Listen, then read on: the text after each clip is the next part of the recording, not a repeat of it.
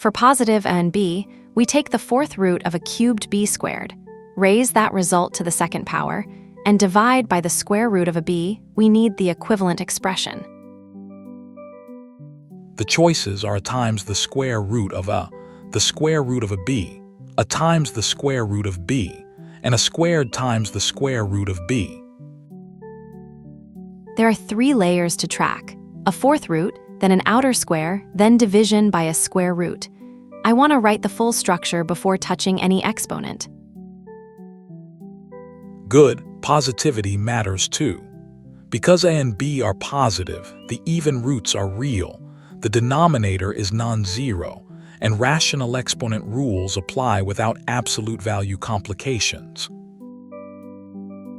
I will use the workbook strategy. Convert each radical to a rational exponent, combine exponents, and convert the remaining 1/2 power back to a radical. Start with the fourth root.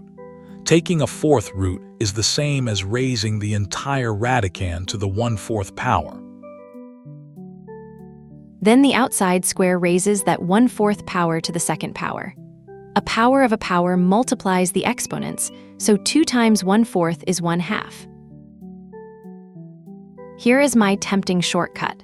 Since a square follows a fourth root, maybe the square simply cancels the radical and leaves a cubed b squared. That would lose the exponent ratio. The outer power multiplies the root exponent. It does not remove the radical without preserving 2/4. The combined exponent must remain 1/2. Now distribute the 1/2 power across the numerator's factors. Multiplying 3 by 1/2 gives 3/2 for a, and multiplying 2 by 1/2 gives 1 for b.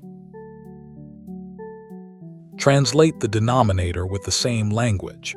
The square root of a b is a b raised to 1/2, which gives it to 1/2 times b to 1/2. So the whole expression is a to the 3/2 times b, divided by a to the 1/2 times b to the 1/2. Division of powers with the same positive base means subtracting exponents. Track and b separately so no variable disappears by accident. For a, 3/2 minus 1/2 equals 2/2, which is 1. So the surviving factor is simply a. For b, the numerator's exponent is 1. 1 minus 1/2 equals 1/2, so b keeps a 1/2 power. Combining those results gives a times b to the 1/2 power. Converting that remaining 1/2 power back to radical form gives a times the square root of b. Pause before choosing. Starting from the original expression, repeat the exponent path and decide which answer choice matches a times the square root of b. The matching expression is a times the square root of b, which is choice C. Let us test the algebra with positive values. Choose a equals 4 and b equals 9. The answer form gives 4 times 3, or 12. In the original numerator, a cubed b squared becomes 4 cubed times 9 squared, or 5,184. Its fourth root, squared, equals 72. The original denominator is the square root of 4 times 9, which is 6. 72 divided by 6 is 12, exactly matching a times the square root of b. Choice A, a times the square root of a, would make the leftover 1/2 power belong to a instead of b. That ignores the separate exponent subtraction.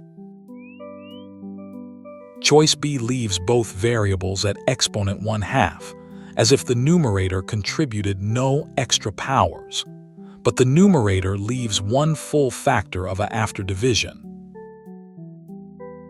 Choice D makes the exponent of a equal to 2. The correct subtraction is 3/2 minus 1/2, which is 1, not 2.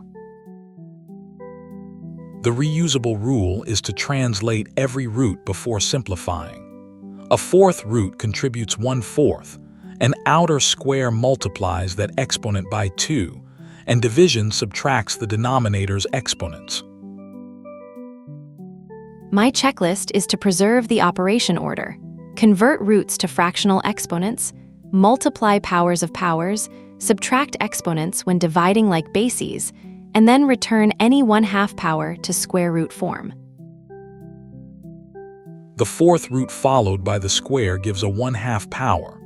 After division, A has exponent 1 and B has exponent 1/2.